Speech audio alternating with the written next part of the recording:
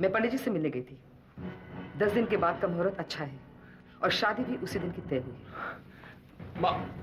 माँ, तुझे भी तो साबित करना है ना बेटा कि तेरा बाप किस लायक है, और तेरी माँ को केशव मल्होत्रा बन के दिखाना है बेटा। होल्ड ऑन प्लीज, पहले मुझे तो बता दो कि हमारे बीच में रिश्ता है क्या। मुझे नया मार्केटिंग मैनेजर मिल गया। कौन है? तुम करण। बेबी, ऋषभ ने मुझे इतना प्यार दिया है, इतना प्यार दिया है कि मेरा दिल करता है कि सीधे जाके रंजना देवी को माँ का दर्जा दे दूं।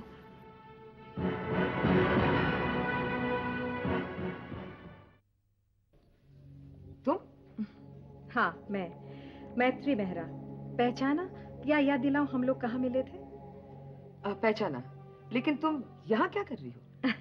आपसे मिलने आई थी, लेकिन देखा कि आप बहुत घबराई हुई थी। मैं नींद में कुछ बोल रही थी? जी हाँ, आप बहुत घबराई हुई थी, शायद कोई बुरा सपना देख रही थी। बुरा सपना? क्या कहा मैंने?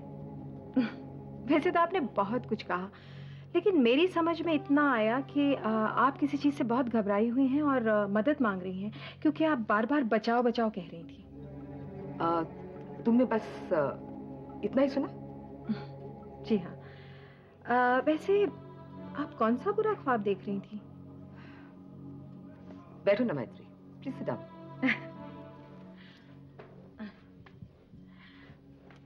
हाँ, तो आप अपने ख्वाब के बारे में बता रही थी।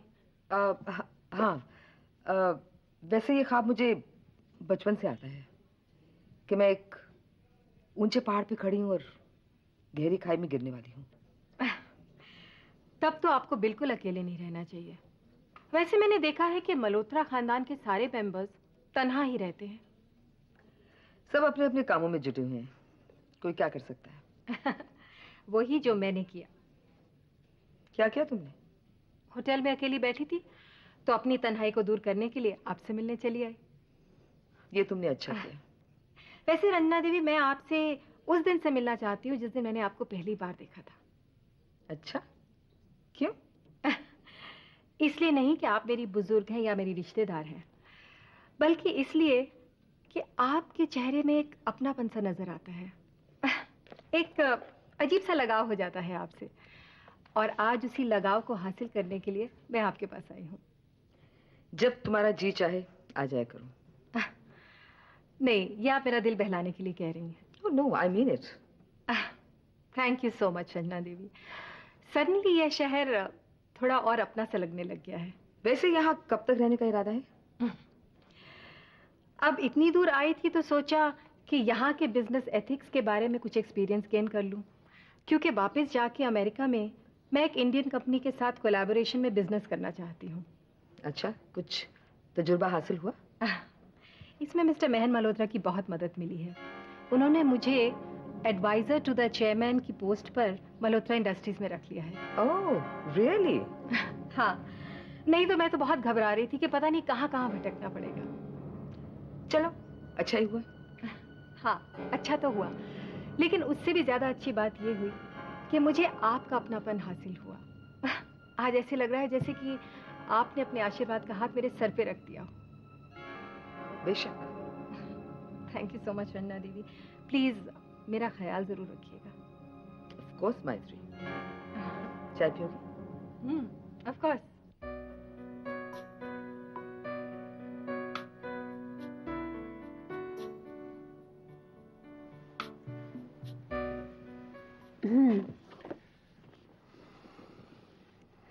खोए खोए से क्यों मेरे सरकार नजर आ रहे हैं? शीला प्लीज, ये सब मत करो, मुझे पसंद नहीं है। आजकल मैं ये सब कर ही कहाँ पाती हूँ महन। वो तो आज तुम्हारे बच्चे को तुम पे तरस आ गया, इसलिए वो जल्दी सो गया। तो तुम भी सो जाओ। जब सीने पे सांप लौट रहे हो तो भला नींद कहाँ से आएगी बता दो। तुम्हारे सीने पर सांप क्यों लौट रहे हैं? ये महसूस करके कि ऐसी कौन सी चीज है जिस पे आजकल आप मुझसे ज्यादा गौर करने लगे। मेरे सर पर कितनी जिम्मेदारियां हैं इसका एहसास तुम्हें है। ठीक है, तो मैं भी तो आपको एक जिम्मेदारी की ही याद दिला रही हूँ। मोहब्बत की जिम्मेदारी। बचपना छोड़ो। ओ महीन, दिन भर तो मैं तुम्हारे बच्चे की सोबत में रहती हूँ, बचपना तो आ ही जाएगा ना।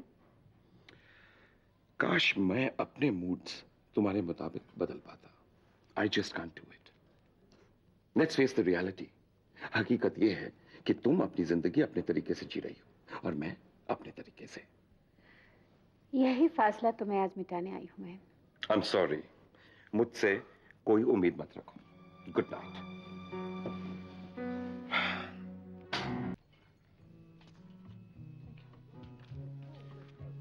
सॉरी मैडम, ये बिल आपका नहीं। तुम हाय, ये बिल मैं बाकी बिल के साथ भर दूंगा। बाकी बिल? अब हम यहाँ बैठकर थोड़ी देर बातें करेंगे तो कुछ ना कुछ बिल बनेगा ही ना। बिल तो तब बनेगा जब हम यहाँ बैठेंगे। मैं तो अब यहाँ से जाने वाली हूँ, तुम बैठो और मुझे मेरा बिल पे करने दो प्लीज। देविका, दूसरे इत्तेफाक साथ बैठकर बातें करने का वादा किया था, पिछली अधूरी मुलाकात को पूरा करने का वादा किया था। दूसरा तीसरा वादा भले ही तोड़ देना, मगर कम से कम ये पहला वादा तो निभा डालो। वादा, इत्तेफाक, ये हमारे बीच में इत्तेफाक इतने ज्यादा क्यों हो रहे हैं? इत्तेफाक तो बेवजह होते हैं। आजकल आप इस कॉफी शॉप में कुछ ज्यादा ही नजर आ रहे हैं, क्यों? क्योंकि इस कॉफी शॉप में तुमसे मुलाकात हुई है। मिस्टर कुकू मेहरा, आपकी मुश्किलें बहुत आसान हो जाएंगी और मेरा भी वक्त बर्बाद नहीं होगा अगर आप साफ साफ बता दें आप इतने इत्तेफाक अचानक क्यों पैदा कर रहे हैं। अगर मैं आपकी मदद करना चाहूंगी तो मैं बैठी रहूंगी, वरना चली जाऊंगी। मैं तुमसे मल्होत्रा इंडस्ट्रीज के बारे में जानना चाहता हूं। बोलो देविका, तुम्हें मंजूर है? मैं अभी तक यहीं बैठी हूँ, इसका मतलब क्या हो सकता है? यानी कि तुम मेरी मदद करोगी? कमाल है, 2 ही मुलाकातों में तुमने मेरी दुखती रग कैसे जान ली? केशव मल्होत्रा और महेन मल्होत्रा दोनों ने तुम्हें ठुकराया है ना देविका? पूरी रिसर्च करके आए हो मुझ पे। That's good। और कहते थे इत्तेफाक है। नहीं, हमारी मुलाकात इत्तेफाक नहीं है, ये मैं कबूल करता हूं। लेकिन ये बताओ देविका, तुम्हारा मल्होत्रा इंडस्ट्रीज पर कितना बस चलता है? मल्होत्रा इंडस्ट्रीज पे तो नहीं, हाँ उसके चेयरमैन पे जरूर बस चलता है। यानी कि महेन मल्होत्रा आज भी तुम्हारी बात मानता है? हाँ, दुनिया की नजरों में हम भले ही अलग हो गए हैं, लेकिन मल्होत्रा इंडस्ट्रीज का हर फैसला, हर अहम फैसला मेरे साथ मिल के लिया जाता है। यानी कि आज के लिए इतना ही बहुत है, बाकी अगली मुलाकात शायद। बाय।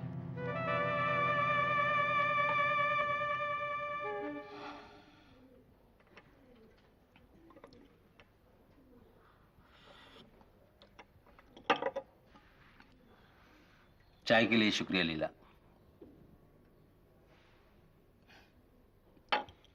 आधी चाय पीने के बाद तुझे शुक्रिया याद आया? वो क्या है कि मैं बैठे बैठे शुक्रिया को महसूस कर रहा था। शंकर, जब तू कम बोलता है ना तो बड़ी अजीब अजीब सी बातें करता है जो समझ में ही नहीं आती। आज तू इतना चुप चुप क्यों है? तेरे को लेके लीला, मेरा पूरा नजरिया बदल गया है। उस दिन तूने कागज में लपेट के कुछ सैंडविचेस मुझे दिए, मेरा दिल भरा है। इतना लगाव, इतनी इज्जत इससे पहले किसी ने नहीं दी मुझे। तूने ये थोड़ी सी इज्जत मुझे दी, मेरा दिल तेरी बड़ी इज्जत करने लगा है लीला। तू कब से है इनके साथ?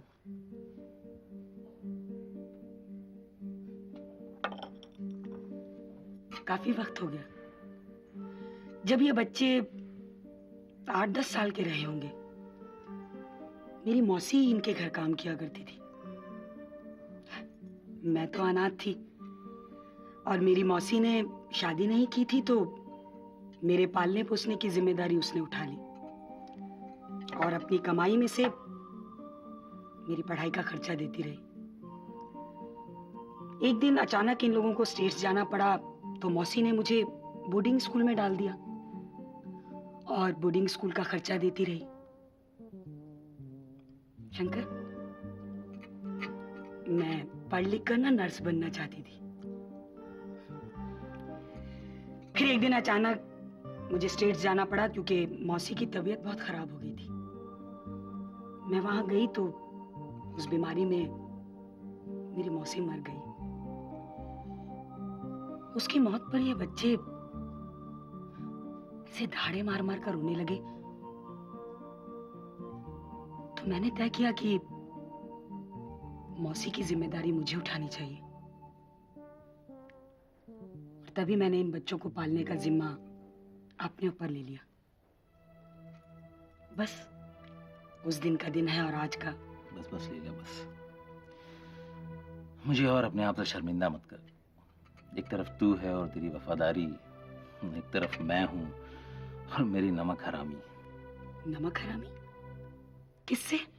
हाँ, खैर छोड़ना, तू ये सब सुनकर क्या करेगी। तू अगर सुनेगी ना तो तुझे भी अफसोस होगा और साथ साथ मुझे अपने आप से नफरत होने लगेगी। चल, मुझे जाना है, अभी जाके सोहा मेम साहब को हेल्थ क्लब से लाना है।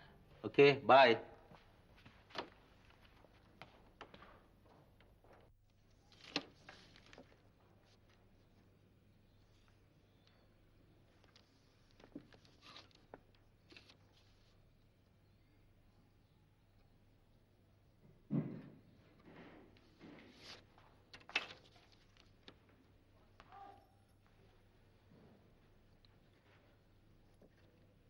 ये चाय का कप यहाँ से उठाओ। कितनी बार कहा तुमसे, ये आधी कप चाय यहाँ पे छोड़ के मत जाया करो।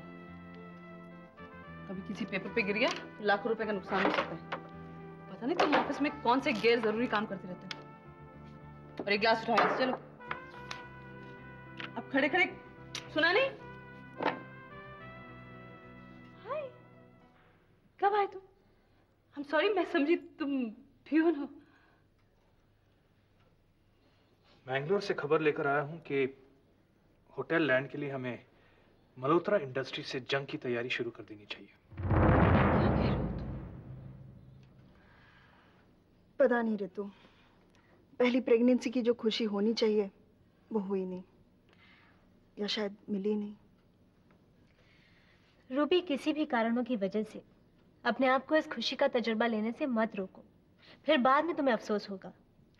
रितु, इस हालात में मैं पहले बच्चे को जन्म नहीं देना चाहती थी। माँ बनने के सपने तो हम सब देखते हैं और उन सपनों का रंग भी एक सा होता है। हम ये देखते हैं कि हम ये करेंगे, वो करेंगे, ऐसा करेंगे, वैसा करेंगे, लेकिन एकनाथ के रहते इस घर में मैं अगर एक टूटी ईंट भी हटाकर दूसरी ईंट लगा दूं तो उसे फिजूल खर्च कहा जाता है। रूबी, तुम क्यों यही बातें बार बार सोचकर अपने इस दर्द को दोहराती रहती हो? तुम जानती हो कि ना ही हालात बदलेंगे, ना ही एकनाथ के सिद्धांत बदलेंगे। इसके अलावा अगर तुम अपने बच्चे के लिए कुछ कर सकती हो तो उसके बारे में सोचो। इस हालात में मैं तो एक ही बात कर सकती हूँ। क्या? आंसू बहा सकती हूँ।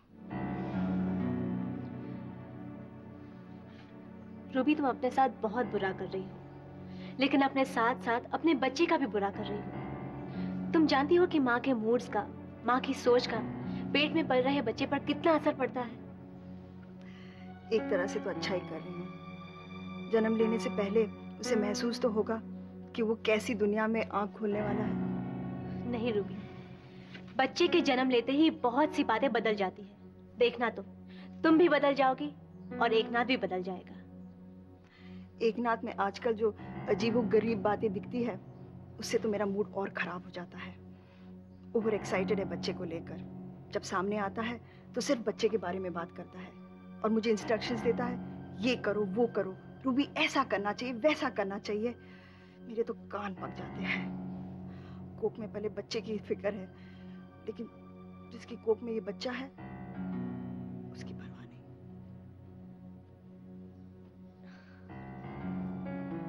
रूबी, तुम्हें अपना समझती हूँ इसलिए कह रही हूँ। तुम्हें शायद बुरा भी लगे, लेकिन ये तो बहुत अच्छी बात है कि एकनाथ अपने बच्चे की इतना फिक्र करता है।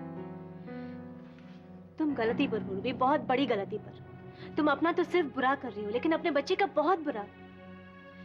क्या तुम अपने बच्चे की खातिर अपनी परेशानियों को कुछ महीने के लिए छुट्टी नहीं दे सकती? जानती हूँ, कम से कम जो मैं कर रही हूँ अपने बच्चे के लिए बहुत गलत कर रही हूँ, लेकिन मुझे समझ नहीं आ रहा मैं क्या करूँ।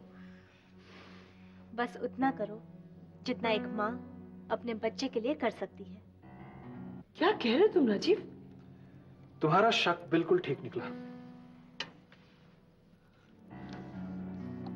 हमें वो जमीन न मिले इसके लिए एक साजिश रची जा रही है।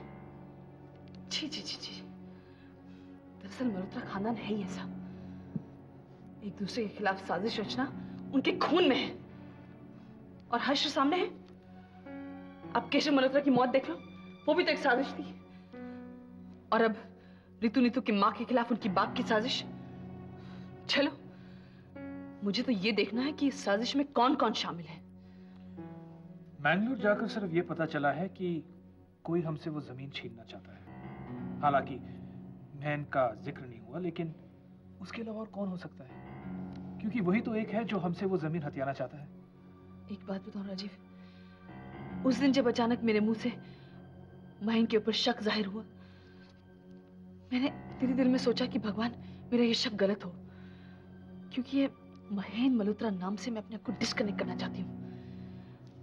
बिना किसी कड़वाहट के मैं सब कुछ छोड़ छाड़ के यहाँ से चले जाना चाहती हूँ।